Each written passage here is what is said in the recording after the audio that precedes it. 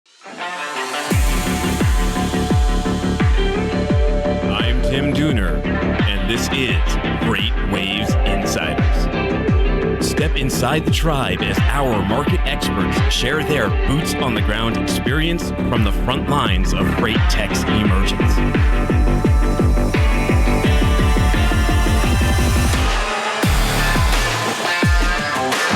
Hello and welcome to FreightWaves Insiders. I'm here today with someone you guys may know very well. I know very well. It's the lovely Emily Szink. Thank you for having me. I never thought I'd be inside here doing a one-on-one with you, but this should be a good time. I'm excited. On the 30th episode of this show and the 3-year anniversary of FreightWaves. In fact, everyone is over in the next room celebrating but us because we gotta work, right? And we're in here. You gotta work. You gotta keep the TV stream running. So yeah, that's us. We're doing it. So you come from the world of local news, and before we get to anything, we have a little bit of breaking news, right? Yes, we were just covering some breaking news upstairs.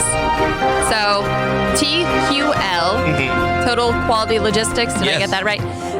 Cincinnati-based company had announced they had sent a message out to all their carriers saying we had fallen victim to a cyber attack, and really important information like social, credit cards, tax information, ID numbers may have been compromised. And this is huge. I think they have like 150,000 carriers in their system. Yeah. So this is a developing story we'll continue to follow. So it was interesting to see kind of how it was all coming together because Clarissa, one of our journalists, was working it from the editorial beat. And then we have a TV station here that I oversee, and we kind of got everyone going, and we wanted to get the TV video done so then we could put the video into Clarissa's story so we could have everything from all media angles going. Yeah, well, and then we have this book as well, and we're like, and then you know what, we'll talking cover this about it here. Yeah.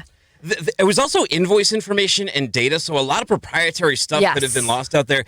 We probably, if this gets big enough, we'll probably have a special about it at some point, but the show must go on with this one. Most definitely. Yeah, no, this isn't the first time we've talked about some type of cyber attack, but it's an industry you need to think is a lot of people are doing stuff now.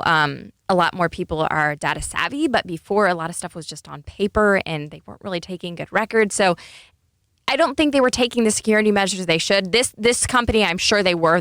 I think JP said they're the second largest broker in the country.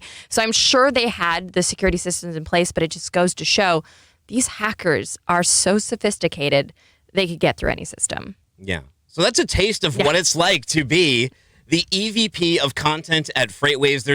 This is a great time for this episode. There's been a lot of news we've broken recently internally about crossing over 1 million views for the links that we have on the website, and the growth of FreightWavesTV, Freightcast, the journalistic team, that synergy you just mentioned that you've brought together between editorial, creative content, all of those things. So what does it mean right now to be the EVP of content at FreightWaves? I think you just said it, the synergy. We used to operate, and it's just how we were because you didn't really think about it. We used to be 3 separate entities. We were FreightWaves.com, our editorial site. We were Freightcasts and FreightWaves Radio, Sirius XM, and then your podcast. And then we were FreightWavesTV. And it makes total sense to bring them all together because news happens in real time. We all cover it across all of our platforms, whether it be FreightWaves.com or you're covering it on podcasts like we are right now. We might as well tell the story across all platforms because viewers and listeners and our audience, I'll probably just say our audience because that's all encompassing, they all consume their information a different way. Yeah. So we can't expect that they're hearing this story by listening to your Freightcast, or we can't expect that they know about this breaking news because they were on FreightWaves.com. So we have to go to where our audience is, and we're just guessing right now because we really don't know. Like most media entities, if you just have a TV station, you know they're watching you. But we have 3 separate media entities, so we don't know if people are consuming us by just reading or just watching or just listening. And so it's been great to bring the 3 together. So we come to you. Whichever way you like to consume our media, we're there for you. We have an audio version. We have a TV version. We have an online publication you could read. You bring up a great point because when we both came on around the same time, myself in April, you in May, and we joined the company. FreightWaves.com itself had grown really big, and we were just sort of these new entities that were trying to grow alongside of it, almost like stepchildren for a little bit, because you're trying to borrow other people's resources and even get a podcast promoted on the website or the newsletter. And you sort of taking over and becoming in charge of that, you were very receptive to the other media outlets that got in because you'd been dialed in and our teams had worked much more closely together. It's created a really nice balance between how we can deliver information and how quickly and how maneuverable we can be with it. Yeah, I think we do breaking news so well, and I think Celadon it clicked for us where we covered it across all platforms. I mean, we not only broke the news online on FreightWaves.com, but JP Hampstead and myself were in here on a Saturday doing a video, and then soon after that, you were in here in the booth doing SiriusXM radio. Yeah. So it's kind of cool to see it all play together. I think before we didn't communicate as well as we could, but I think when we realized that really we have a media outlet. We don't just have different assets. We have an outlet as a whole that we really need to utilize that. Use that word media. We're going to take a trip back in time, though. Back to when you were a 16-year-old girl. Oh, gosh. We'll have our engineer bring up the anti-aging software. I'd still be in all black if I was 16. You still look the same? Well, yes, except I had long hair. My braces if I was 16. Oh, would you? Yeah. No, I might have gotten them off when I was 15. I don't know. Either way. You're 16, you're scouting schools. What do you want to be when you grow up? So it actually started before that, but I knew at that point I wanted to be a TV news anchor. Wow. It all started, and a lot of people don't know what they want to do, and I knew a lot of people in college who did not know what they wanted to do, but it all started because I had a TV, one of those turn dial TVs from the 1980s in my bedroom. I thought it was so cool. I got one channel. It was NBC. And so I would watch the Today Show every single morning when I was in like 7th and 8th grade getting ready for school. And I'm like, I want to be Katie Couric. I want to have a job like Matt Lauer. I want to be with these people in New York City. And so that was my goal, to be a TV news anchor. I didn't know how I was going to do it, but I wanted to do it. And so 16, a lot of it, it was funny. One of my honors English lit professors, he called me the voice. I would be the out loud reader because he said I'm very loud. For people who know me, I have a very loud voice, but I guess I articulate and I have a good presence. And so I would be our out loud reader. And so I was like, okay, so I have some kind of gift, some kind of ability, so maybe I could do this. And I think it was my junior year, we started doing our morning announcements. It was Channel 62 or TV 62, and we would read our morning announcements. Instead of us just doing it in the PA speaker, we got a camera, and so I would sit there and I'd be our little anchor, and I'm like, I really want to do this. And the problem was, though, I really wanted to go to the University of Dayton. My grandpa went there, my parents went there, my sister went there. It was a family thing, and my mom warned me. She said, you know, it's a great school. I want my children to go to UD, but they do not have a broadcast program, and they do, but it's not specifically just for TV. If you're going to be competing with these kids coming out of school who came from like the Croncast broadcast school at ASU, you're going to be competing against these kids for a job when you graduate who really had this training. Do you want to go to UD? And I thought long and hard about it, and I'm like, if I really want this, I will find a way to make it happen. So I went to the University of Dayton, and I was blessed to have a professor who was fabulous. I was just talking to our intern about this today, about our lack of broadcasting classes, but I probably had 2 on-camera training classes, maybe 1 radio class, and like a producing class. But I had an amazing professor named Roy Flynn, and he was just a master of his craft, and I just was lucky enough to have him at the University of Dayton. He was from around the area. He was from Cincinnati, which is not too far out of Dayton. And he had a very good career as a journalist and won a lot of Emmys. And he was even on Jeopardy. Brilliant man.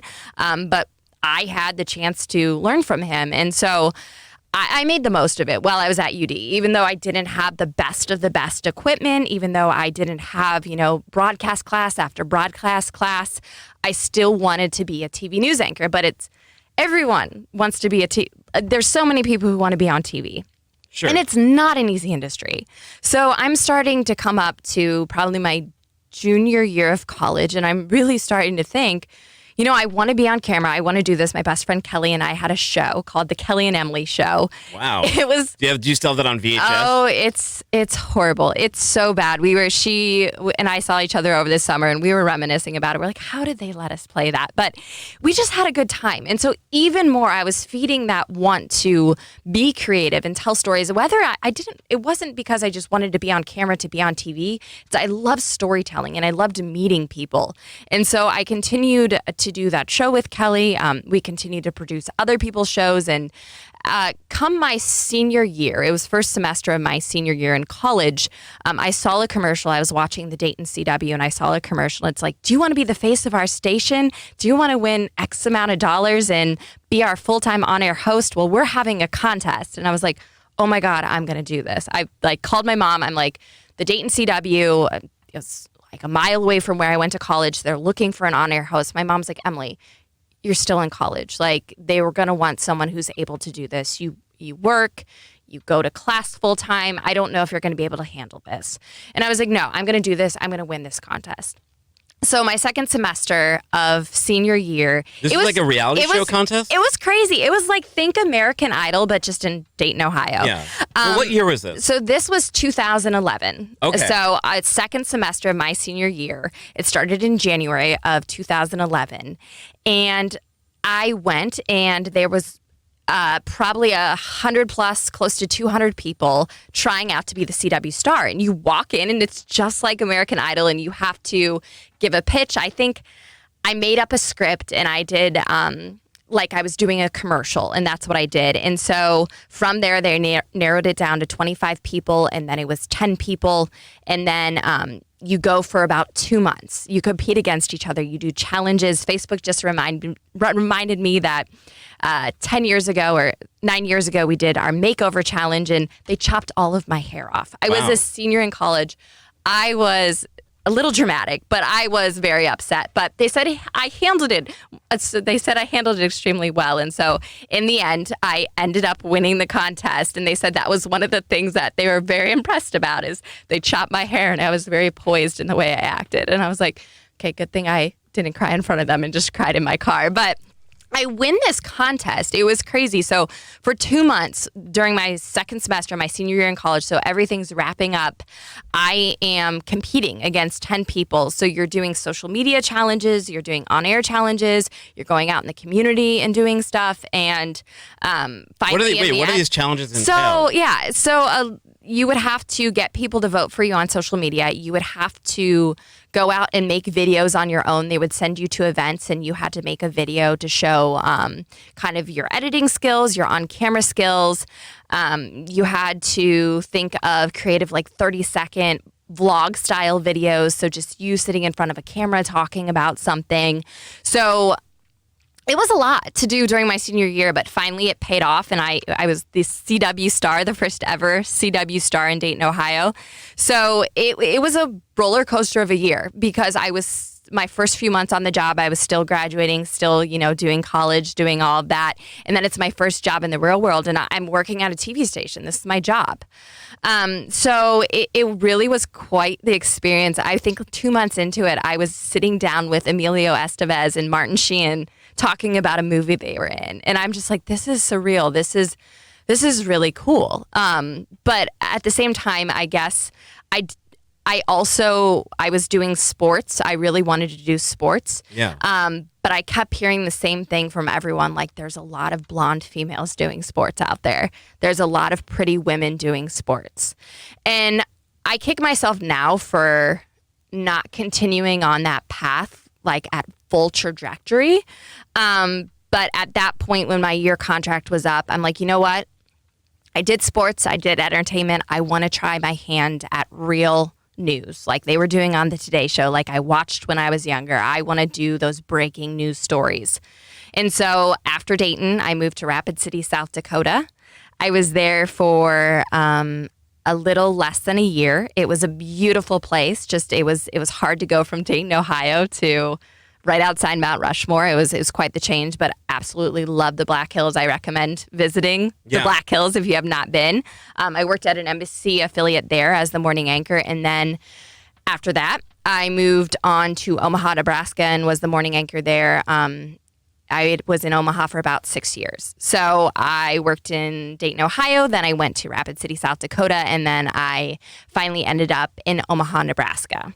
Wow. So I'm familiar with Dayton, Ohio because my sister looked at colleges there. She went to Miami of Ohio, not Dayton, but you brought up an interesting point. I was in there's this thing called CMTV at my Catholic school. Yeah. And that was like the TV, the visual geeks. We had our own news program and stuff too. So I always wanted to either be a rock star or a broadcast journalist of some sort. You're both. Those kind of trajectories though, like yours, wanting to be an anchor isn't that strange. Being in music, I got into the music industry right out of college, and then I'm at the Rainbow, with Tommy Lee and with Lemmy from Motorhead. So the first year, it's very easy to not see the reality you're in. Exactly. But then you start to become disillusioned a little bit with it. I know that you recently posted an article about what it's like what it's really like to work in news. Yeah. Why did that resonate with you? So you just brought up such an amazing point. I'm less than a year out of college, and I'm interviewing Martin Sheen and Emilio Estevez and all these celebrities and these singers and these athletes. And I'm like, oh, this is great. This is life. I was making a very good wage for what's considered in TV after winning that contest. And I'm like, this is great. And then I moved to Rapid City, South Dakota, and I'm told that all of our news vehicles work. I get there. Yeah, we have 5 news vehicles, but one of them leaves the driveway. Wait, is that a thing you have to advertise in all of our vehicles? Because a lot of stations don't? I asked because I was moving from a big, it's market size. So the biggest TV market in the entire country is New York City, market number 1. Sure. I think the smallest is market 220, which is Alpena, Michigan, middle of nowhere. Rapid City, South Dakota was probably market 165. So small market. So I was asking all these questions because I was I got a year under my belt in a bigger market. I know what I'm doing, and I made sure to ask about the news vehicles. And he told me, oh yeah, we got 5 news vehicles. And I get there. Yeah, there's 5, but I was informed that only one of them works. So while I was in Rapid, I drove my own car for most of the time. And so you don't really think about that. In our viewing area, it was a 4 hours all around, if you were to do a radius around Rapid City. And so I put I don't even want to say how many miles I put on my personal vehicle. And then I was getting paid peanuts on top of that. I know a lot of people think that TV news is so glamorous and, I have a hair and a makeup person. It's none of that. And on top of making nothing, I'm expected to look perfect. Yeah. So I have to pay to get my hair done, my makeup done, my nails done. And it's one of those things that I luckily came out of college. I had no debt, no nothing. And so I'm able to be pretty savvy with my money. But looking back, I'm like, oh my God, I was making peanuts for working 60 to 70 hour weeks, waking up at 2:30 in the morning. So it's that article, it's really, when you look at your local news anchors, you're like, oh, this person has it all. They have perfect clothes, perfect hair. They have this great life. Well, maybe some people, not the local all. I don't know. I've seen the weatherman that's on TV here in Chattanooga. I'm not I don't know. Not I wish I was that dude. Yes, but it's really not a lot. But for me, it wasn't. I didn't do it for the money because I knew further on in my career it paid off and whatever. But for me, I did it to tell people stories. I loved telling people stories and giving the voiceless a voice. Yeah, CM Punk. Yes, but there was also, I think, my biggest blessing and my biggest curse for being so good at what I did was I'm empathetic. A lot of people in the news just want to get the story. They want that soundbite, but they don't really care when they're asking you, your mother just died, and people just want that soundbite. I felt empathy for these people in these situations, and I think that's how people were so willing to open their hearts to me and so willing to talk to me. But in turn, because I was so good at getting people to talk, I quickly became our homicide reporter in Omaha, Nebraska. That sounds like you're so good at a job. Thank you. There's no good deed goes unpunished. Exactly. And it's one of those things. I was going from doing sports and I was loving life to being on the homicide and court beat. And at first I'm like, you know what? These are tough stories to tell, but I love digging deep and, going through court files and seeing what these people were past offenders for. Are they really these good people that their parents were telling me they were? Did they just get out of jail and got into trouble again? And so I like digging deep for the story, but you cover one, you cover another, you keep covering them. And I'll never forget the first summer that I was in Omaha, Nebraska. I covered 2 quadruple homicide trials at the same time. And in one of the trials, I had showed up to one of the crime scenes because you show up at the same time as the first responders, because when you hear the scanner, the police scanner, we're listening to police scanners, you hear that call at the same exact time as Bob Smith, the police officer, hears it, and you get dispatched at the same time. So in one of the trials, actually, I showed up to every single crime scene and had to see every single body.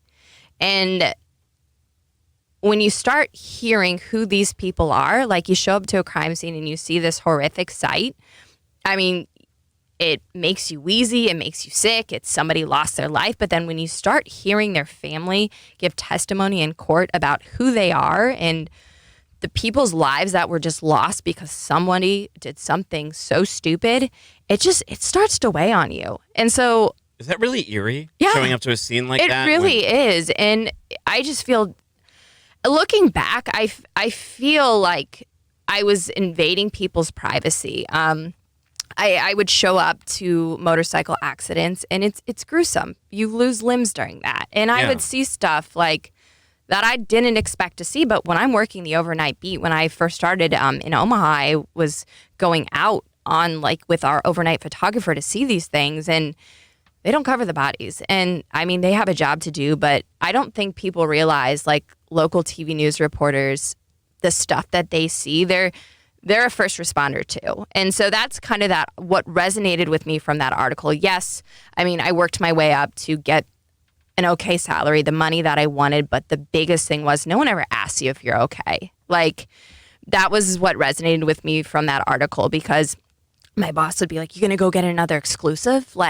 We just cared about ratings, and we cared about getting the family to talk after their loved ones died. And yes, I was good at that. Yes, I beat the competition, and I'm so competitive, so I wanted to win. But I also cared about who these people were. And I think the turning point in what I was doing, I was contemplating on whether or not I wanted to continue to wake up at 2:30 in the morning and work 13, 14-hour days.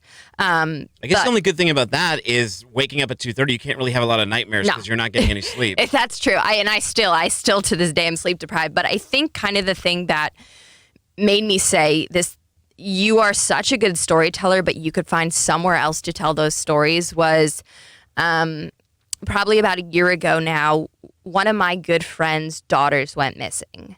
And I don't want to get into this story, but I had alerted management that, hey, we have to cover this story. I know this girl. She is missing. She would not come home to her 3 children. She's been in an abusive relationship. I think something tragic happened. We have to cover it. And I was told that we needed more evidence, that we couldn't cover it, even though I had gotten okays from the family. I'd gotten okays from the police. It was a legit story. And so at that point, I'm like, what the heck is going on? I want to cover the news, and I know this person. I'm so close to this story. I finally get the green light to cover it. And then I'm almost kicking myself for being so closely involved in that story, because when I'm interviewing a mother whose 30-something-year-old daughter is missing, but I also know this woman, and I know her 3 grandchildren closely from workout classes that I used to do, it just was a hard situation to go through. And I think at that point, I'm like, I don't want to cover the news, the tragic news of somebody I know. I don't want to do this anymore. I loved the storytelling aspect, so that's how I was so torn, because I'm not going to lie, I was very good at what I did. Yeah. But it takes a toll on you at some point. I mean, I flew with the world's oldest pilot. So he was 2 months shy of his 99th birthday. That was a high in my career. That was incredible to do. Sitting down and talking to Warren Buffett, stuff like that is awesome. But when you're just covering homicide after homicide after homicide, it takes a toll on you. No, yeah. I mean, I used to love ID Discovery, and then I had kids. And then that changes a lot, or life-changing things just change things. Or you get a significant other, and then or someone is murdered in your family or someone goes missing and it changes things because then you get that thing called empathy. You start to realize like, oh man, when you start seeing things from a parent's perspective, it really changes the way you view the world. And it's weird because you'll start watching movies. And I remember like there's movies I watched when I was a teenager and you'd see it from the teenager's perspective. And then when you watch it again, like as an adult parent, you're like, wait, okay, I totally understand what the parents are saying here. You did get to cover like what I always loved about the news. And it's something that I brought to What the Truck when I came here was that mix of like headlines and features on companies and features on big stories, but also a focus on the irreverent. On one of our segments, we do Big Deal, Little Deal, or on Good News, Bad News. We always make sure to throw in just a couple of fun things or local news or news of the weird. You did one of those with a pig, right? No, it was, a pig who, a pig, they were searching for a family's pig, and the poor pig, we were on Pig Watch, we were all trying to find it, and the poor pig got hit by a car, and so now it's a 3-legged pig. But there was another time when there was a sheep or a goat, I can't remember, that ran out of the family's house. It was wearing a Christmas sweater. It was Christmas time. They had dressed it up. But it was funny looking back at the types of stuff I had covered and just, the best was a Great Dane got stuck in a tree. Wow. And that made national news. The police had to come and assist the fire department. It was in a very small rural town to get this Great Dane. They do not know how it climbed 20 feet up into a tree. Yeah. And it took every person in that small little town to get that dang Great Dane down. But just looking back, I'm like, really? I covered a story about a dog getting stuck in a tree. But no, there was other like amazing stories. I did a lot. Omaha has a very, people don't know this, but an amazing refugee population. Anyone from people, they're like Korean, Canadians? No, they're Korean refugees, so they're on like the border of Burma and Thailand. They have Somalian refugees, people from Ghana, from all over the world. And so there was so many amazing stories within these refugee families. A lot of the guys from the Sudan were great basketball players, so it was fun to see their careers progress. It was cool to see all the different cultures kind of come together. And you never think in middle of nowhere, U.S., in Omaha, Nebraska, there are more speaking languages at their public school than any other place in the entire country other than New York City. 162 spoken languages. You never think that, but those are the stories I liked uncovering, and those are the stories I like to tell. It was the other stuff, like the sad stuff. I'm fine without doing. Yeah. So. One of the things that when I first got here, I hadn't known that they hired you until I was at FreightWaves Live Atlanta, and they showed the video, and you're up there, and I was like, who the hell's that person? You know, what, FreightWaves TV? That sounds cool. I want to be a part of it, of course. But I was really happy to hear that you came from a mainstream news background, because I started podcasting and started producing my podcast to be as mainstream as possible, because I thought the biggest mistake that most media was making in freight was not treating people like people. It was treating it like congressional hearings or webinars, and nothing was entertaining. But to me, it's sort of simple to take that ingredient of like what works in one form of media, be it news or sports or however things are presented, and putting a template of freight right on top of it. Well, it's funny because we always talk about this industry being so almost like a family. Yeah. Everyone comes together. Everyone wants to help everyone. We report on so many bankruptcies, but the second we report on that, someone's writing in the comments, hey, we got a truck you could hop in. So it's funny that we're all humans and we're all interacting with each other like we love each other. But then you're right. People weren't doing the news like it was humans out there, the logistics news. Yeah. So that's one of the things that attracted me to FreightWaves is so when I kind of was like, you know what, I don't want to do local news anymore. And it was to the point I was going on interview after interview for anchoring jobs. My mom's like, you keep finding something wrong with these places. And I'm like, no, I don't. She's like, yes, you do. There's always a reason you don't want to like move to these places. And so finally I was like, you know what, What were some of them? It would be like Charlotte, Spokane, Washington. Were you like the Hornets places. suck? You know? Yeah. So I'd say like, oh, I don't like that salary. Oh, I don't like the hours. And it was always something. And in the back of my mind, it was TV at that point. Not only had it become like I was desensitized, I felt like to everything, I almost felt like it was too easy. Oh. it was easy. And I like a challenge. So you're like Michael Jordan joining the minor league baseball team. Yeah, really. Honestly, it for me, like I picked up the courts like that. I was able to figure out how to tell a story, and I think because I put in my job, whatever I do, I put everything into it. And so I had gotten to that point. I'm like, people around me are just being on TV to be on TV. Like, I'm a pretty face. I want to talk with the microphone. And that's not why I got into the industry. So what attracted me to this, I just happened to see a job posting for a TV anchor for FreightWaves TV. And I was like, what the heck is FreightWaves TV? So I looked it up and I was like, first off, they don't have a TV station. They have like a little show that they do. So I was like, okay, this is interesting. But I'm not gonna lie, I didn't apply right then. I thought about it for about a week, and I was like, what was that job again? So I went back to the posting, and I started reading not more about the job, but more about the company. And I'm like, you know what? This is an industry I know nothing about. I know absolutely nothing about this industry, and I like to learn, and I like a challenge.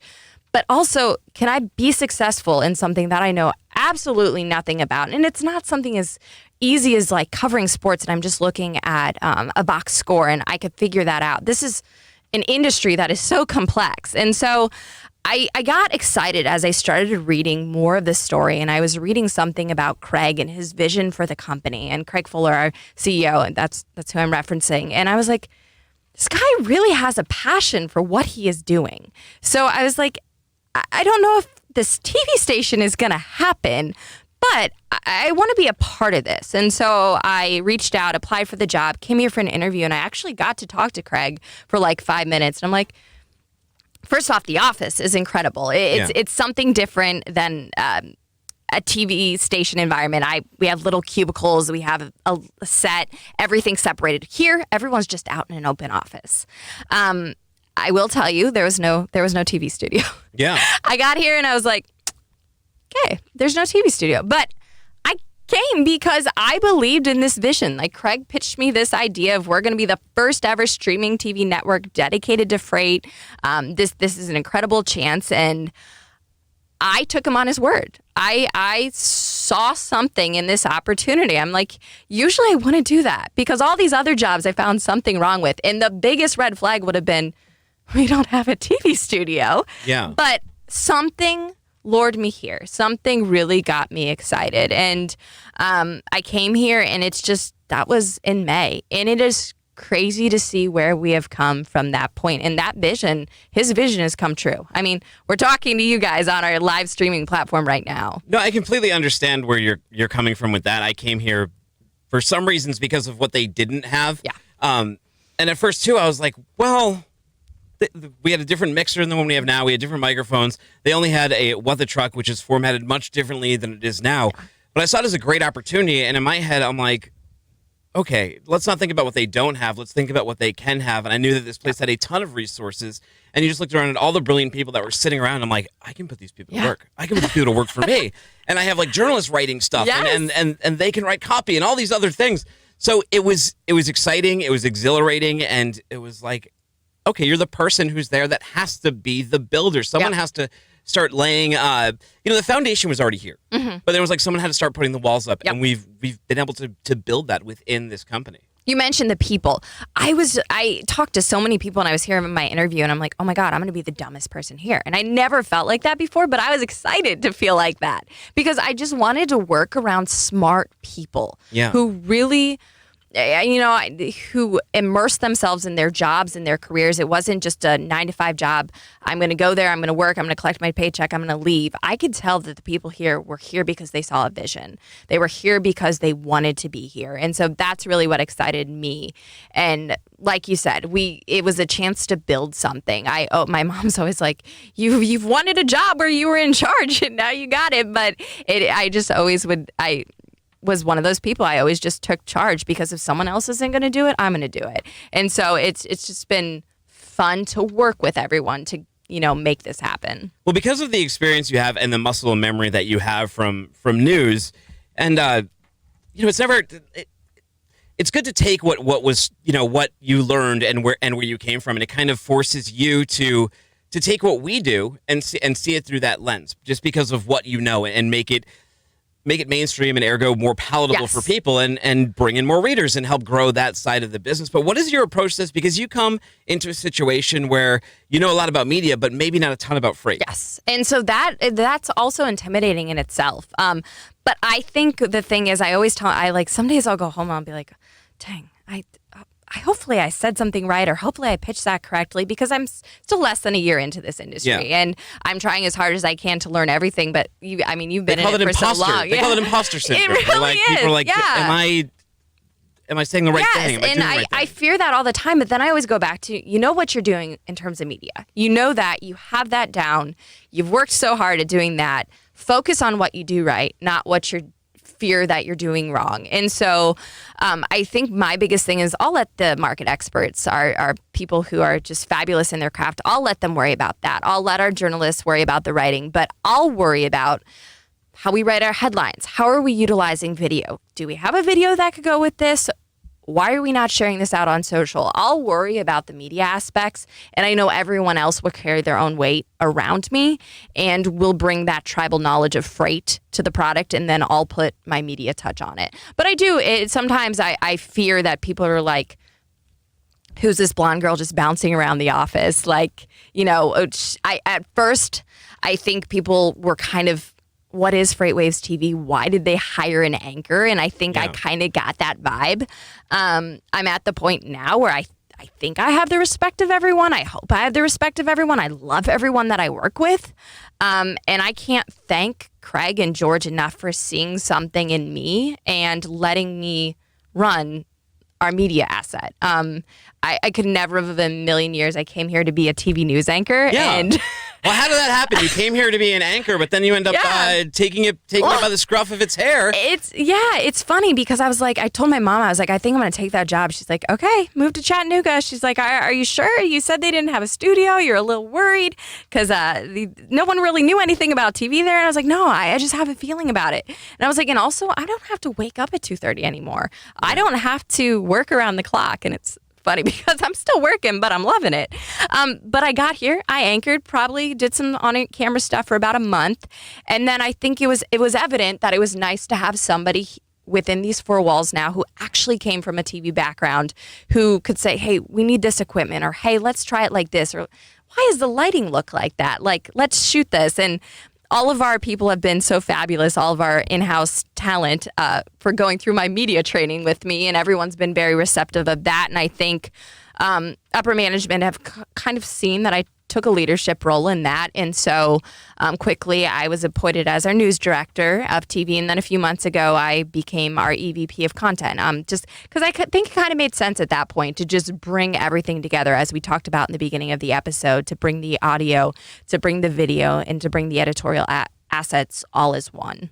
What is your approach to building out shows? Because I know mine from doing podcasts is that I usually start doing one show and then I realize that there's something I want to build upon but can't fit. Like I started Insiders because, well, the truck has 7-minute segments. Yeah. But sometimes someone's interesting and I want to talk to them longer at length about their career and do that kind of journey. And we just started to put that coffee down because it was like, I think we should have a sales segment. And then Kevin and I were talking. We're like, this is going to take way longer than 7 minutes. Let's make an entire show out of it. I'm happy you did. How do you go about it? What is your approach to it, to greenlighting shows, and what do you think Freight needs right now? So I think you're fabulous. I mean, I don't have to worry about you. I don't have to worry about Kevin. I don't have to worry about anything because you guys just come with these ideas. I think I'm kind of there to help from afar. Like, let's try this. Let's do a call-in aspect. Let me have my team set up a line for you, overseeing everything. But when we were doing our anything like Inside the Box, so that's our longer form show where we go and we show off these offices, I really have to have a hand in the post-production, just with the story formulating. So usually Chad Prevost, the host, will go out and shoot something with the team, but I think it helps for me to help them mold the story. They bring everything back, they kind of put it in a timeline of what they want, but I'll just go in there and, add my Emily touch to it. So I think it helps to have me here, not just pushing stuff like do this, do that, or I want that show. You just take your things and you run with it, but I'm here to give my background and my knowledge into how do we make this better? How could you be better on camera? What graphics really could spruce this up? Let's add some B-roll to this. No one just wants to see two people sitting there and talking. but you had asked. Sometimes. Yeah, Hi, guys. Well, yes. Hey, friends. No, this is the perfect setting to just sit there and talk, but not all the time. No. But yeah, so I think there needs to be more storytelling in our industry. I think we do such a fabulous job of storytelling and writing profiles on FreightWaves.com, but that's what we're really trying to do as a video team. We're trying to turn ourselves not only into, we're creating content for everyone to watch on FreightWaves TV, but we're also trying to turn ourselves into a production house. A lot of people in the industry, when they were talking to us in Chicago, they're like, you guys do really cool stuff. If only we had our own video people. Yeah. Well, I know some people. We could do some really cool stuff for you. So I think that's our model is we want to, if someone wants to hire my crew or someone wants to tell a story, contact us and let us know because that's what we're here for. We're here to give the freight industry a voice. And I think that's my next push is to put a lot more of these stories because people love watching stories about other, like, positive stories. Yeah. Yes, we have to cover the doom and gloom, but people also love watching success stories.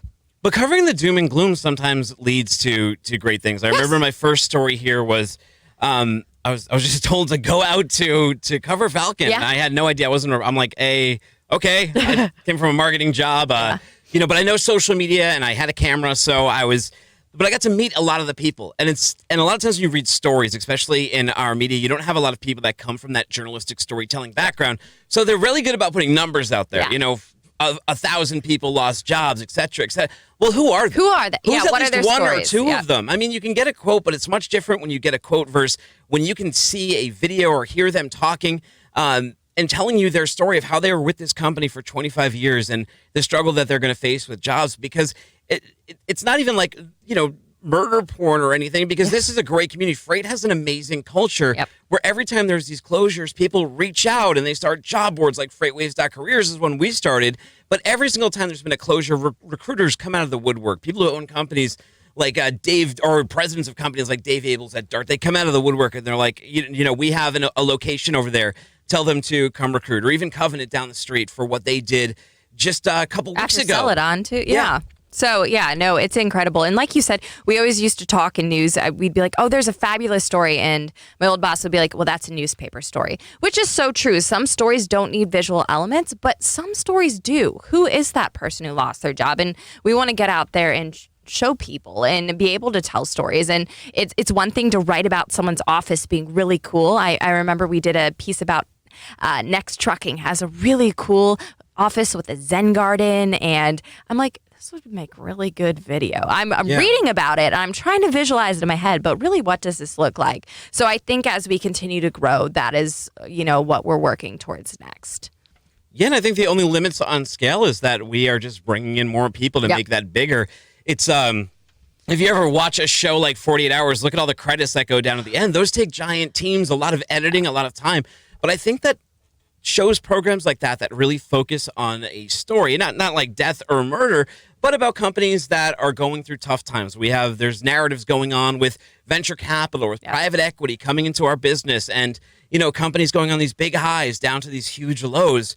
They're great stories. Every story needs an arc. Yeah, really. And you had mentioned the credits rolling through with the video, and I've started to notice that a lot more at home. I'm like, cameraman 1 through 12. Okay. Yeah. But I have to give credit to the TV team. There are 4 guys on that, and then we have a fabulous intern. And all the content you're watching, it's a team of 5 people who produce it and put it together. And a lot of them are here late nights with me, sitting down here. They work downstairs. We all work upstairs, plugging away. And they really are doing the job of multiple people. And it excites me to come to work every day because they want to be here and they want the project to look great. They all come up to me with these fabulous ideas. And I just really like where our team is at right now. And I'm excited as it continues to grow to really make sure that I'm adding the right types of people to really fit the culture of what we're doing with. Because you work extremely closely with our TV asset. You're part of the TV team. I just want to make sure we're bringing in the right people and the right voices, the right personalities, because we have something really special right now. Yeah. And we've made mistakes before, too. I mean, it's a startup. It's fast growth. I mean, this is the kind of place where, especially at this point in it, you really have to have a lot of passion for it. You really have to come in and be like, you don't look at what someone doesn't have. You look at what you can build, and you see that amazing opportunity. Exactly. And I think that's what both you and I absolutely love working with you. I don't know if this stuff wouldn't have happened as fast as it had if you hadn't have been here, because your mind is like, okay, I'm getting a new show, I'm doing it tomorrow. I need 50 of you to do that. I just need somebody who wants to go and wants to run with it. And I think you and I share the same passion. We see the same vision, and you made such a good point. We don't look at what we don't have. We look at what we have and how we could use it. And I think that's why we've had such success so quickly, because you got here just a few weeks before me. Yeah. So it's less than a year into this journey. So what does it look like? What does FreightWaves TV look like now? When you got here, what you saw was a GoPro filming FreightWaves Now. We've gone from that to all-day streams, which you guys can check out on FreightWaves.com. We don't do the live streams on LinkedIn. Now we're using that. We're on live on LinkedIn right now. So hello, friends. Anytime our show is actually live, or if we have a schedule out there with our shows, so our 12 main shows that we do live throughout the week, we'll be live on LinkedIn, Facebook, YouTube, so you could interact. Yesterday I loved the interaction during Put That Coffee Down. It's always fun to see the community that these shows have built, people interacting back and forth. But during that, then we show demos. So if you're a demo company who was demoed in the past, we're showing your demos off on FreightWaves TV. We're showing our keynotes from our FreightWaves live events. We're showing past shows, Fuller Speed Aheads, Inside the Box, the show I was talking about. We're showing that. We're showing Off the Supply Chain, an old show. So from 9 to 4:30 every single day, we're probably half of it is new content, half of it is old content. But to a lot of people, you can't sit there and watch from 9 to 4:30 every day. So a lot of the content you're seeing feels new, and it is new for you. And if you miss a show, like if you Put That Coffee Down yesterday, you can catch it today. It started our stream off with that today. So I love how we're able to give viewers a chance to, hey, if you missed this, tune in now. So. Yeah, you can download the app, the FreightWaves TV app as well. All this stuff is free. You can put on your office and watch these all-day live streams. You can turn into the live events and get all that amazing content. What's next? I know we've talked about putting subtitles to make it even easier for people in their offices to make the switch, but what's on the horizon for FreightWaves There's a lot TV? of stuff we want to do. So something as simple as you look up at your TV right now and you see two people sitting in a chair. And we don't have subtitles right now, and unfortunately the reason we don't is because the video program that we're using does not allow for subtitles to do it. Since we're pumping out the video live, they can't give the subtitles at the same time. So we do have to wait, but what we want to do is at least it's called a super. So it would be a graphic on the bottom of the screen to let you know what the subject is you're at least watching. So if you're at your office, so we thank all of the offices who have us on every day. If you're at your office, hopefully in a few weeks, you'll be able to look up and you'll say, oh, that is the Wolf of Wall Street sitting down with our president, George Abernathy. They're talking about A, B, and C. So we'll be able to at least add subject matters. Did you guys censor that one, or is that uncensored? That's uncensored. Okay. I do censor a lot of the stuff here. Don't want any swear words going out over the air. Sometimes I'll let that happen, but not often. But yeah, so that's something as simple as letting people know what they're watching when they look up and we don't have the subtitles. We do have a new show in the works. We've been doing a lot of these fun videos that are called Freight 101. You might see them throughout the stream. But they're just short little snippets for people who are either new to the industry or just new viewers. Something as simple as how much does a big rig weigh? One of the guys went out and shot a weigh station today, but it varies as significantly when you're talking about either a reefer truck, a flatbed truck, but something as simple as that. It's just an easy question to answer, but they're fun little videos that we do, and we're continuing to crank those out. So we'll have those on the feed. And I know Inside the Box is starting up again. There's a few spots that Chad and the team are going to, so be looking for some of those. But there's always something going on, and it's just an exciting time because I think we're still getting people to figure out who we are. You know, we haven't penetrated the market completely. Not everyone knows, FreightWaves has TV. That's cool. We're still every day, someone's like, oh my gosh, I did not know you guys had a TV station, because now it was 2 weeks ago we started streaming on FreightWaves.com. And that anyone who was a reader now sees, what is this? And so we've really been able to nearing engage. 2 million views. Yes, we're at like 1.6 right now, which is incredible in 2.5 weeks. We're really still getting eyeballs on what we're doing, and that's been exciting because we've gotten a lot of engagement through that. So since we're still educating a market, if companies want their story told, they want their founder story told, they want their commercial played, they want to get involved somehow, how do they go about doing that? I would say reach out to me or Dooner, so S as in Sam, Z as in Zebra, INK. So Szink at FreightWaves.com, and just send us a message because, like I said, we want to tell your story. We want to put it out there. We want to show your commercials. We have a few commercials running right now, and I think that is so cool. There was a guy on Fuller Speed Ahead the other day with Craig who had said, well, you don't see freight commercials out there. And you don't because there's really... It was Andrew Leto. It was Andrew, yes. I couldn't remember if it was him or not. But we have a platform for you to put your commercials in. There are some really cool commercials we've gotten. I'm like, why were you guys not showing this off before? So if you have a commercial, if you have anything you've already shot, we would love to put it in our stream. Good stuff. So parents out there, is it worth sending your son or daughter to college for that communications degree? Yes. Look at us now, Dooner. Look at us now. I don't want to discourage anyone from going into TV news. I had a really successful 10-year career, almost 10 years. I did a lot in those 10 years, but it was time for me to find something else. It was time for me to find a new passion. And if you want to be a TV news anchor, I do not want to discourage any little girl who's listening right now or guy. Go after your dreams and try it, because I would have never, if I didn't try it, I would have always wondered my whole life, could I have been a TV anchor? Yes, I was a TV anchor, and now I'm doing something completely different, but something where I feel fulfilled and I feel like I am doing something for a great cause, and I'm working with brilliant people. I'm excited to come to work every day. So even if you lose your passion at one job, like, it's not lost forever. And that was the biggest thing I learned. Like, yes, I still have long days, and yes, I work around the clock, but I love doing it, and I wouldn't give it up for anything. So if someone's listening right now and they feel like they're stuck in a dead-end job or they feel like they're not being fulfilled, look for something else. Like, there is something else out there that will work for you. Or just create something. Like, when I lost my sales job, I was like, I'm going to monetize podcasting to the freight industry. And you did. Stop me. Yeah. And no one can. Look at you now. Well, because you take everything in your life, right? You take that school experience, and I took all the freight experience, and you take these things and you bring them with you. Just like you, on your journey, have brought all this mainstream media experience to here to start what is now the second act of your story. Yep.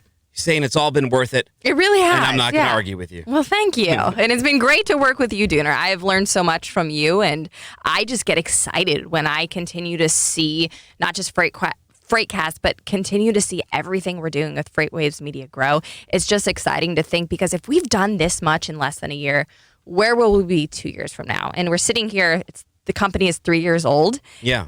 And it's changed so much in 3 years, and we've seen so much change in less than a year. It'll be incredible to see year after year how much progress we make. Folks out there, get Passport. It is your ticket to FreightWaves research and events. Use that code Dooner.